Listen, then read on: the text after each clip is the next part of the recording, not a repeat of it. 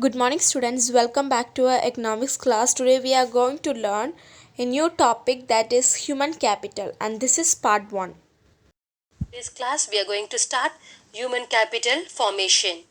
Yes, the chapter discusses the concept of introduction, meaning of human capital formation, sources of human capital formation, human capital and economic growth, importance or a role of human capital formation, problems of human capital formation, human capital and human development, human capital formation in India, education sector in India, educational achievements in India, future prospects in educational sector.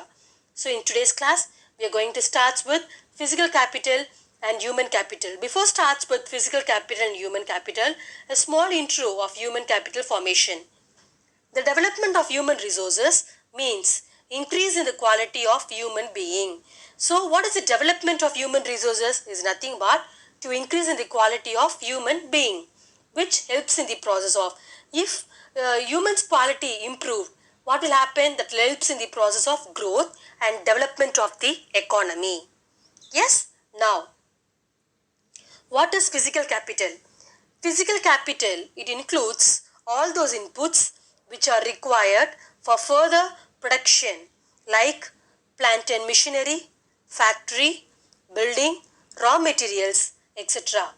So, economic development is possible only when there is optimum utilization of physical as well as human resources. So, economy will be developed.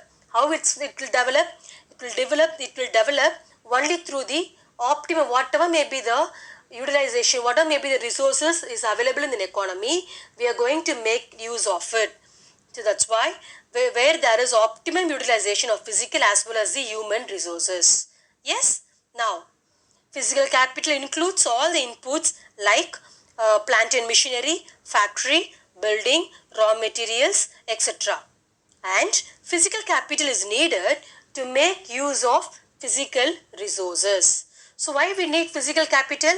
We need physical capital to make use of physical resources. Yes. So I will repeat again, what is physical capital? Physical capital includes all those inputs which are required for the further production. See, for the further production, we need all those inputs for a production activity. What are the inputs I mentioned? Plant and machinery, factory, building, raw materials, etc. Yes. Now let's move to human capital. Human capital connects with everything: knowledge, abilities, skills, education, training, experience, judgment, wisdom, creativity. So everything will connect with human capital. What is human capital?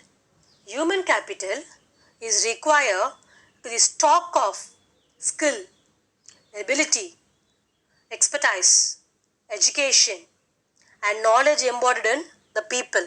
We'll be calling it as a human capital. So human capital is nothing but which refers to the skill, stock of knowledge, ability and education, everything which connects with human capital. And human capital is needed to make effective use of physical capital. So why we need human capital? We need human capital to make use of physical capital in an effective way. And society needs sufficient human capital in the form of competent people who have themselves been educated and trained as a professor and other professionals. So we need good human capital to produce other human capital. Example, say doctors, engineers, etc. So this is what is physical capital and human capital. Now let's move on to difference between physical capital and human capital. Physical capital is tangible and can be easily sold in the market. Whatever may be the goods producing in the economy, we can easily sold in the market. It's a tangible one. But human capital is intangible and cannot be sold in the market. Once knowledge can be sold in the market? No. Now, it depreciates with passage of time. Once when you started using for more than 10 to 15 years, what will happen? That will start depreciates. Yes. But in this case of human capital, is depreciation in human capital can be reduced. How? By making continuous investment in education and health. So when you start investing continuously the skill as well as the knowledge, so what will happen? That will depreciate in the human capital can be reduced. It is more mobile between country. That is, physical capital can be more mobile within the country. It can move from one place to another. But human capital is less mobile between countries as compared to physical capital. When we compare with the physical capital, human capital is less mobile.